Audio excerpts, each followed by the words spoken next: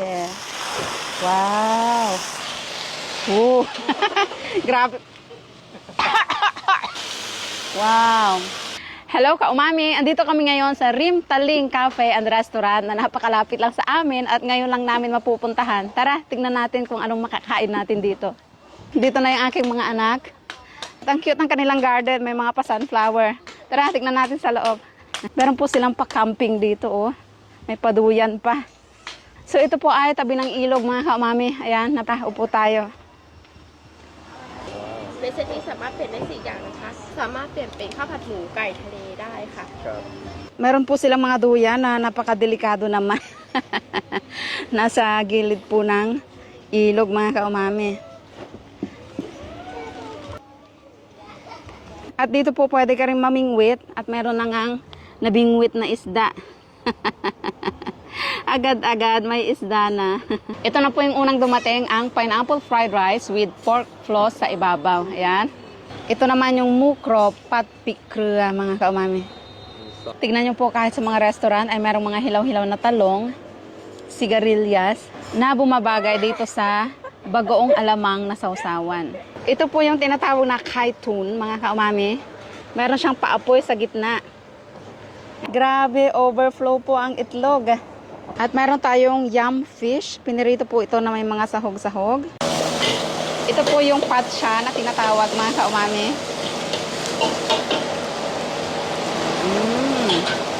Ang lakas po ng apoy, grabe.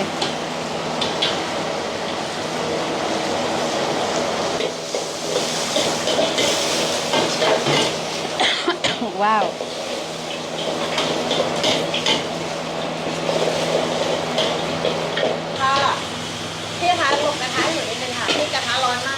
Okay. Wow. Grabe. Grabe yung usok. Wow.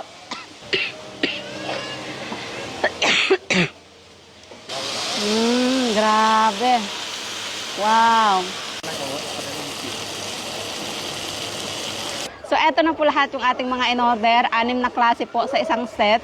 Ito po yung kanilang recommended sa restaurant na ito, itong combo na ito. Kaya tikman na natin. Unahin ko itong kaitun. Ayan. Itlog po ito na merong mga seafood sa ibabaw. Ay, wow! Nanginginig na ako sa gutom, mga kaumami. Ay, grabe. Yung apoy niya po kanina sa gitna ay nawala na. Ang bango. Tikman natin.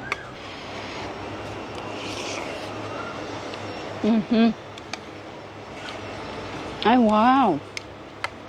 Ang sarap. Tikman natin yung hipon.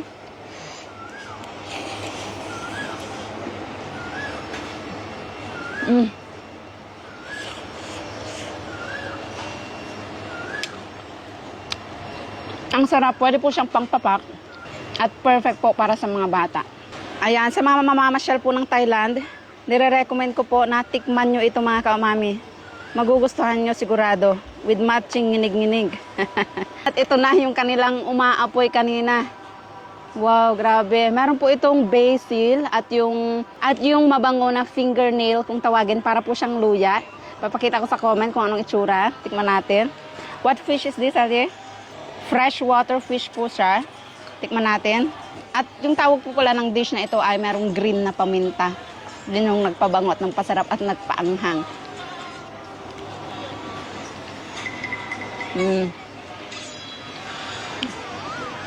Pag umorder kami dati nito, wala yung, hindi siya sizzling. Ngayon lang namin na-try yung sizzling. Ang sarap. Ang bango. At napakaanghang.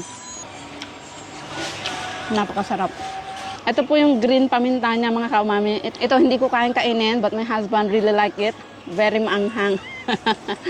At tikman na natin itong pineapple fried rice. With turmeric po yan, kaya dilaw. Oh, ang daming laman. At ngayon lang ako makakatikim ng merong pork floss. Yan po siya. Siguro pang dagdag tamis. Tikman natin.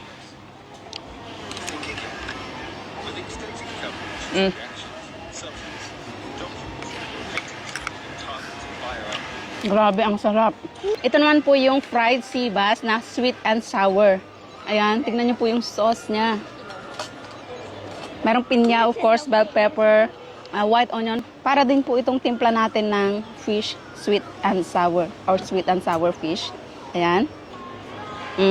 At meron din po itong cashew nut na napakaanghang. Tikman natin kung kasing sarap ng ating sweet and sour.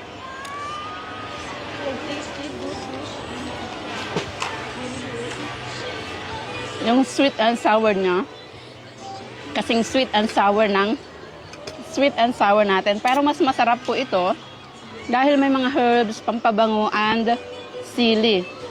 At dito po sa Thailand, halos lahat yata ng pagkain ay pinapatungan nitong cilantro. Ito po yung kanilang pampabango at gustong-gusto na pinapapak sa halos lahat ng klase ng dishes. Nawala nga po yung mga langaw dahil dito sa ating paapoy dito, pakandila. Tikman naman natin itong crispy pork with garlic and sili. Napakasimple lang niya.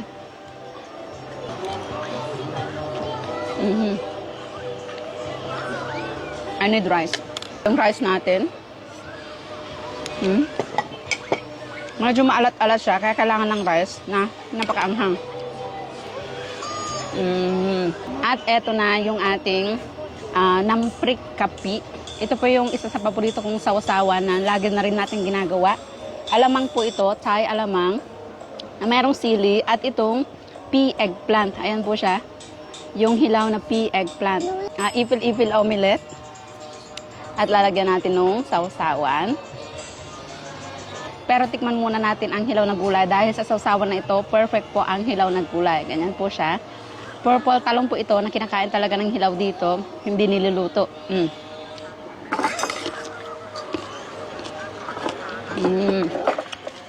Ang tamis ng talong at hindi ganun ka-spicy. Sarap. Ang sarap ng timpla. Hindi ganun kaalat, manamis-namis na, maasim-asim. Meron din pong hilaw na sigarilyas. Ganyan.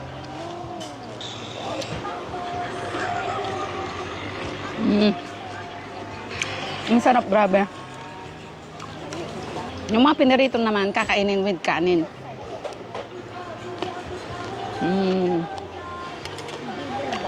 Lahat ang sarap. Pahay po, siya na itisot. Gusto po niya yung umapoy-apoy kanina mga kaumami or umusok-usok. This is our first time to try the sizzling, no, daddy, no? Ayan, sobrang sarap po niya.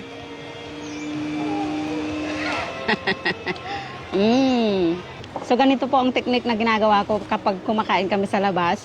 Gusto kasi namin, nasanay na yung asawa ko na umu-order ng marami para marami kaming matikman.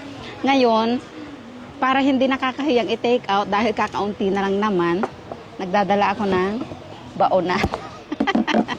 I-take out po natin yung mga tira para pagdating sa bahay, diretso sa ref na. Hindi pa tayo mag-aaksaya ng plastic bag. Ahin natin yung katawan. O, diba? Siyempre yung ulo, sayang yan. At yung mga sauce at gulay-gulay, sama din po natin.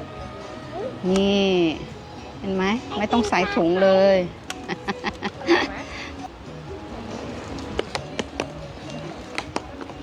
diba? Hindi na tayo mag-aaksaya ng plastic bag, hindi pa tayo mag-aabala ng mga crew nila dahil marami silang ginagawa. Diba? Yung fried rice, wag na natin isama yung balat ng pinya. At meron pa.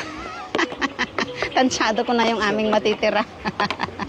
Eto, sayang ho siya. Kung iiwan natin ito, sayang. Busog na ho kasi kami. Diba? Sa bahay, pag-aagawan po namin ito.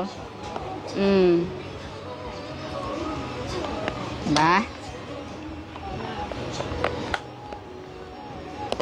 So para po sa mga mahilig kumain sa labas na nahihiyang magpabalot, gawin nyo ito. Hindi nakakahiya, iwas pa tayo sa paggamit ng plastic bag. Diba?